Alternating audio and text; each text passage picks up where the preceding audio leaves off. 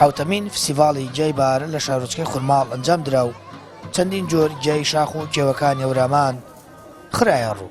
کردنەوەیەکی کللتوریە لە جۆری خۆراک و جۆری ئەو گیاخۆراکیانەی کە جاران کۆمەلگای کوردی بەکاری هێنا و هەتا ئێستش بە بەردەوامی بە قەناعەتی من ناساندنی جیلی نوێ بەو گیابەهاریانە و بەو گیاخۆراکیانە و بە جۆرێکە بەکاردەهێنرێن و لێرە عەرضی جۆری خۆراکەکە و جۆری گیاکە و پاشان چێشتەکانیشیان دەکرێت. ئەوە شتێکی جوانە.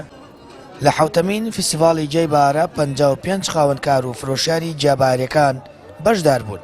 زیاتر لە 25 جۆر گیای بارەش نمایشکران. کاوڵاتیان حەزی و خواستێکی زۆریان هەیە بۆ گیابەهاریەکان و هیواخوازن ساڵانە فستیڤاڵەکە فراوانتر بکرێت.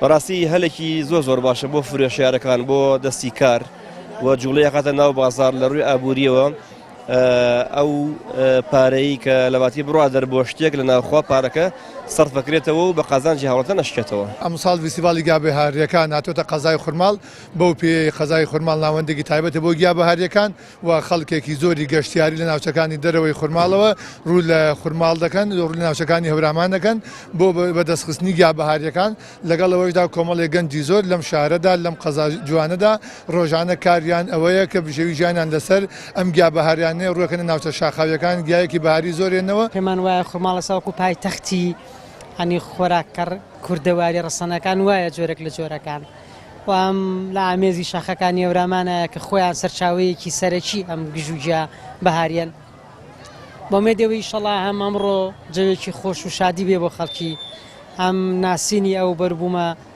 گیایە ڕەسەنانە بێت لایەن خەڵکیەوە هەروە گەیاندنی و مەترسیانە بێت کە لەسەر ئەم گیا خۆراکیانە هەن لەوا کە لە شێوازی کۆکردنەوەیانە زیان بە ڕێگەکانی ئاگەیەن دووبارە ینی سەوز نابنەوە ئەساندێکیان هەر خەریکە لە ناوەچن. بەشێک لە وڵاتیانی هەورامان لە وەرزی بەهاردا سەرچاوەی بژێویان پەیوەستە بە گیابەهاریەکانەوە. لە کێو و شاخەکان گیابەهاریەکان دەکەن و لە بازاڕەکان دەیفرۆشن.